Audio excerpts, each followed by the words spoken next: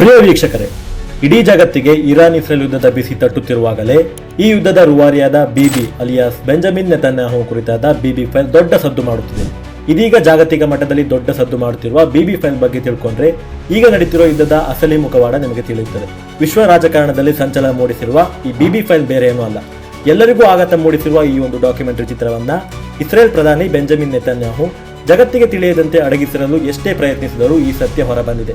Oscar ವಿಜೇತ ನಿರ್ಮಾಪಕ Alex ಗಿಬ್ನಿ ಮತ್ತು ನಿರ್ದೇಶಕಿ ಅಲೆಕ್ಸಿಸ್ ಬ್ಲೂಮ್ ಅವರು ನೆತನ್ಯಾಹು ಅಧಿಕಾರದ ಹಿಂದಿನ ಭ್ರಷ್ಟಾಚಾರದ ಕರಾಳ ಮುಖವನ್ನ ಈ ಬಿಬಿ ಫೈಲ್ ನಲ್ಲಿ ಬಿಚ್ಚಿಟ್ಟಿದ್ದಾರೆ. ಹಾಗಾದರೆ ಈ ಬಿಬಿ ಫೈಲ್ ನಲ್ಲಿ ಅಂತದ್ದು ಏನಿದೆ? 2017ರಿಂದ 2018 ನಡುವೆ ನಡೆದ ರಹಸ್ಯ ಪೊಲೀಸ್ ವಿಚಾರಣೆಯ ವಿಡಿಯೋ ಫುಟೇಜ್ಗಳೇ ಈ ಚಿತ್ರದ ಮುಖ್ಯ ಅಂಶ. ಇಂದು ಇಸ್ರೇಲ್ ಸೈನ್ಯ ಪ್ಯಾಲೆಸ್ತೀನ್ನ ಗಾಜಾದಲ್ಲಿ ನರಮೇಧ ಮಾಡಿದೆ. ಕಳೆದ 2 ವರ್ಷಗಳಲ್ಲಿ ಸುಮಾರು 80,000 ಜನರನ್ನ ಕೊಂದು ಹಾಕಿದೆ. ಅದರಲ್ಲಿ 20,000 ಮಕ್ಕಳಿದ್ದಾರೆ.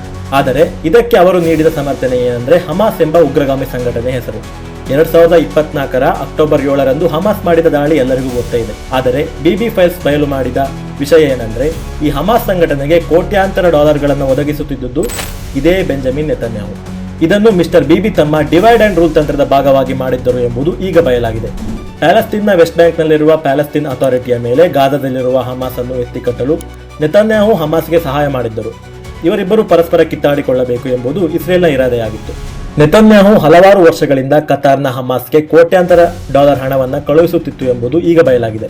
ಕತಾರ್ ಕೂಡ ಇದನ್ನು ತಿಳಿಸಿದೆ. ಈ ಹಣ ಇಸ್ರೇಲ್ ಗಡಿಗಳ ಮೂಲಕವೇ ಗಾಜಾವನ್ನ ಸೇರುತ್ತಿತ್ತು. ಇಸ್ರೇಲ್ನ ಗುಪ್ತಚರ ಸಂಸ್ಥೆಗಳು ಈ ಬಗ್ಗೆ ಎಚ್ಚರಿಕೆ ನೀಡಿದ್ದರೂ ನೆತನ್ಯಾಹು ಈ ಹಣದ ಹರಿವನ್ನ ತಡೆಯಲಿಲ್ಲ. ಬದಲಾಗಿ ಹಮಾಸ್ಗೆ ಹಣವನ್ನು ಕೊಡುವುದು ತಮ್ಮ ಹಿತಾಸಕ್ತಿಗೆ ಒಳ್ಳೆಯದು ಎಂದು ಅವರು ನಂಬಿದ್ದರು. ಆದರೆ ಸ್ವತಃ ನೆತನ್ಯಾಹು ಅವರೇ ಈ ಹಣವನ್ನ ಹರಿಯುವಂತೆ ಮಾಡಿದ್ದು ಎಂಬುದು ಈಗ ಬಯಲಾಗಿರುವ ಸತ್ಯ. ಇಸ್ರೇಲ್ನ ತನಿಖಾ ಅಧಿಕಾರಿಗಳು ಸಾವಿರಾರು ಗಂಟೆಗಳ ಕಾಲ ದಾಖಲಿರಿಸುವ ವಿಡಿಯೋಗಳಲ್ಲಿ ಬೆಂಜಮಿನ್ ನೆತನ್ಯಾಹು, ಅವರ ಪತ್ನಿ ಸಾರಾ ಮತ್ತು ಮಗ ಯಾಮಿರ್ ಪೊಲೀಸರ ಮುಂದೆ ಉತ್ತರ ನೀಡಲು ಪರದಾಡುತ್ತಿರುವುದನ್ನು ನಾವು ನೋಡಬಹುದು. ಇದೀಗ ಇಸ್ರೇಲ್ನಲ್ಲಿ ಈ ವಿಡಿಯೋಗಳನ್ನು ಬ್ಯಾನ್ ಮಾಡಲಾಗಿದೆ. ಆದರೆ ಸೋಷಿಯಲ್ ಮೀಡಿಯಾದಲ್ಲಿ ಈ ವಿಡಿಯೋ ಬಿಡುಗಡೆಯಾಗಿ ಜಗತ್ತನ್ನ ಬೆಚ್ಚಿ ಬಿಡಿಸಿದೆ. ನೆತನ್ಯಾಹು ಅವರು ನ್ಯಾಯಾಲಯಕ್ಕೆ ಹೋಗಿ ಈ ಸಿನಿಮಾ ನಿಷೇಧಿಸಲು ಪ್ರಯತ್ನಿಸಿದ್ದು ಯಾಕೆಂದರೆ ಇದು ಇಸ್ರೇಲ್ನ ಪ್ರಧಾನಿ ಎನಿಸಿಕೊಳ್ಳುವ ವ್ಯಕ್ತಿಯ ಅಸಲಿ ಮುಖ ಮತ್ತು ಕುಟುಂಬದ ಐಷಾರಾಮಿ ಜೀವನ ಮತ್ತು ಅವನು ನಡೆಸಿದ ಭ್ರಷ್ಟಾಚಾರ ಜಾಲವನ್ನ ಬಯಲು ಮಾಡುತ್ತದೆ. ಅದರಲ್ಲಿ ಮುಖ್ಯವಾಗಿ ಕೇಸ್ 1000 ಐಷಾರಾಮಿ ಲಂಚದ ಡೀಲ್ ಅನ್ನು. ಈ ಬಿಬಿ ಫೈಲ್ಗಳು ಇಸ್ರೇಲ್ ಪ್ರಧಾನಿ ನೆತನ್ಯಾಹು ದೊಡ್ಡ ದೊಡ್ಡ ಬಿಳಿಯಾಧಿಪತಿಗಳಿಂದ ಸಾವಿರಾರು ಡಾಲರ್ ಬೆಲೆ ಬಾಳುವ ಉಡುಗೊರೆಗಳನ್ನು ಪಡೆದುಕೊಂಡಿದ್ದನ್ನು ಬಿಚ್ಚಿಟ್ಟಿದೆ.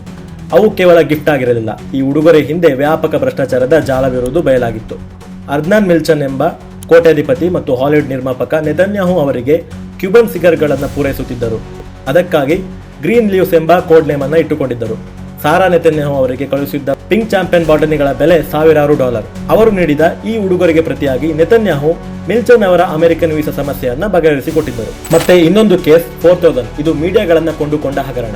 ನೆತನ್ಯಾಹು ತಮ್ಮ ಅಧಿಕಾರವನ್ನು ಉಳಿಸಿಕೊಳ್ಳಲು ಮಾಧ್ಯಮಗಳನ್ನ ಕೊಂಡುಕೊಂಡ ಅತಿ ದೊಡ್ಡ ಹಗರಣ. ಬೆಚೆಕ್ ಎಂಬ ಟೆಲಿಕಾಂ ಕಂಪನಿಯ ಮಾಲೀಕನಿಗೆ ಸರ್ಕಾರಿ ನಿಯಮಗಳನ್ನ ಬದಲಾವಣೆ ಮಾಡಿ ಕೋಟ್ಯಾಂತರ ರೂಪಾಯಿ ಲಾಭ ಮಾಡಿಕೊಳ್ಳಲಾಯಿತು. ಅದಕ್ಕೆ ಪ್ರತಿಯಾಗಿ ಆ ಕಂಪನಿಯ ವಲ್ಲಾ ನ್ಯೂಸ್ ವೆಬ್ಸೈಟ್ನಲ್ಲಿ ನೆತನ್ಯಾಹು ಮತ್ತು ಅವನ ಪತ್ನಿಯ ಬಗ್ಗೆ ನಿರಂತರವಾಗಿ ಪಾಸಿಟಿವ್ ಸುದ್ದಿಗಳನ್ನು ಪ್ರಕಟಿಸಲಾಗಿತ್ತು. ಹೇಗಿತ್ತು ನೋಡಿ ಅವರ ಮಸಲತ್ತು. 1995ರಲ್ಲಿ ನಡೆದ ಐಸಾಕ್ ರಾಬಿನ್ ಹತ್ಯೆ ಇಸ್ರೇಲ್ ಇತಿಹಾಸದಲ್ಲಿ ಒಂದು ಕರಾಳ ಪುಟ. ಓಸ್ಲೋ ಒಪ್ಪಂದದ ಮೂಲಕ ಇಸ್ರೇಲ್ ಮತ್ತು ಪ್ಯಾಲೆಸ್ತೀನ್ನ ನಡುವೆ ಶಾಂತಿ ಸ್ಥಾಪಿಸಲು ಪ್ರಯತ್ನಿಸಿದ್ದ ರಾಬಿನ್ ಅವರನ್ನ ಕೊಂದದ್ದು ಸ್ವತಃ ಇಸ್ರೇಲ್ನ ಒಬ್ಬ ಯಹೂದಿ ಉಗ್ರಗಾಮಿ. ಆಗ ಪ್ರತಿಪಕ್ಷದಲ್ಲಿದ್ದ ನೆತನ್ಯಾಹು ರಾಬಿನ್ ಅವರನ್ನ ದ್ರೋಹಿ ಎಂದು ಬಣ್ಣಿಸಿ ಜನರ ಆಕ್ರೋಶವನ್ನು ಕೆರಳಿಸಿದ್ದರು. ರಾಬಿನ್ ಹತ್ಯೆ ನಂತರ ಇಸ್ರೇಲ್ನಲ್ಲಿ ಶಾಂತಿ ಪ್ರಕ್ರಿಯೆ ಸ್ಥಗಿತವಾಯಿತು. ನೆತನ್ಯಾಹು ಅಧಿಕಾರಕ್ಕೆ ಬಂದರು. ಅಂದಿನಿಂದ ಇಂದಿನವರೆಗೂ ಇಸ್ರೇಲ್ನಲ್ಲಿ ಶಾಂತಿ ಸ್ಥಾಪಿಸುವ ಬದಲು ಯುದ್ಧವನ್ನೇ ಅಜೆಂಡವಾಗಿಟ್ಟುಕೊಂಡು ಅವರು ರಾಜಕೀಯವನ್ನ ಮಾಡ್ತಾ ಇದ್ದಾರೆ. ಈಗ ಅಮೆರಿಕದ ಮೇಲೆ ಒತ್ತಡ ತಂದು ಇರಾನ್ ಮೇಲೆ ಯುದ್ಧ ಸಾರಿರುವುದರಲ್ಲಿ ಕೂಡ ನೆತನ್ಯಾಹುವಿನ ಸ್ವಾರ್ಥವಿದೆ. ಯಾಕೆಂದ್ರೆ ಈಗ ಯುದ್ಧ ಇಲ್ಲದಿದ್ರೆ ಅವರ ಮೇಲೆ ತನಿಖೆ ನಡೆದು ಅವರು ಭ್ರಷ್ಟಾಚಾರದ ಪ್ರಕರಣಗಳಲ್ಲಿ ಜೈಲು ಸೇರುವುದು ಖಚಿತ. ಇದನ್ನು ತಪ್ಪಿಸಿಕೊಳ್ಳಲೆಂದೇ ಈಗ ಸುದೀರ್ಘ ಯುದ್ಧಕ್ಕೆ ಚಾಲನೆ ಕೊಟ್ಟು ಯುದ್ಧ ಕಾಲದ ನಾಯಕನಾಗಿ ನೆತನ್ಯಾಹು ಆರಾಮವಾಗಿದ್ದಾರೆ. ಸಾವಿರಾರು ಜನರು ಯುದ್ಧದಲ್ಲಿ ಸಾಯುತ್ತಿದ್ದಾರೆ, ಸೈನಿಕರು ಸಾಯುತ್ತಿದ್ದಾರೆ. ಆದರೆ ನೆತನ್ಯಾಹು ಅವರ ಭ್ರಷ್ಟಾಚಾರದ ಕೇಸ್ ಫೈಲ್ಗಳು ಮಾತ್ರ ಫ್ರೀಸ್ ಆಗಿ ಮೂಲೆ ಸೇರಿವೆ. ಸ್ನೇಹಿತರೆ, ಇಸ್ರೇಲ್ ತನ್ನನ್ನು ತಾನು ಪ್ರಜಾಪ್ರಭುತ್ವ ರಾಷ್ಟ್ರ ಎಂದು ಹೇಳಿಕೊಳ್ಳುತ್ತಿದ್ದರೂ ಅಲ್ಲಿ ನಡೆಯುತ್ತಿರುವುದು ಸರ್ವಾಧಿಕಾರ ಮತ್ತು ವ್ಯಾಪಕ ಭ್ರಷ್ಟಾಚಾರ. ಅದು ಪ್ಯಾಲೆಸ್ತೀನ್ ಜನರ ಮೇಲೆ ನಡೆಸುತ್ತಿರುವ ಕ್ರೂರ ಮಾನದಂಡವನ್ನು ನೋಡಿ ಇಡೀ ವಿಶ್ವವೇ ಬೆಚ್ಚಿ ಬಿದ್ದಿದೆ. ಇನ್ನೊಂದು ಕಡೆ ಈಗ ನಡೆಯುತ್ತಿರುವ ಈ ಯುದ್ಧದ ರಾಜಕೀಯ ನಮ್ಮ ಮನೆಯ ಅಡುಗೆ ಮನೆಯನ್ನು ತಲುಪುತ್ತಿದೆ. ಬೆಲೆ ಏರಿಕೆಯಾಗಿ ಸಾಮಾನ್ಯ ಜನರ ಜೇಬಿಗೆ ಕತ್ತರಿ ಬೀಳುತ್ತಿದೆ. ಆದರೆ ಇಂತಹ ಸನ್ನಿವೇಶದಲ್ಲಿ ನಮ್ಮ ದೇಶದ ಪ್ರಧಾನಿ ನರೇಂದ್ರ ಮೋದಿ ಇಂತಹ ಒಬ್ಬ ಇಸ್ರೇಲ್ ಪ್ರಧಾನಿಯಿಂದ ಕೊರಳಿಗೆ ಪದಕ ಹಾಕಿಸಿಕೊಂಡು ಬೀಗಿದ ದೃಶ್ಯ ನೋಡಿ ವಿಶ್ವಗುರು ಎಂದು ಹೇಳಿಕೊಂಡ ಇಡೀ ಭಾರತ ಅತ್ಯಂತ ನಗೆಪಾಟಲಿಗೆ ಈಡಾಯಿತು.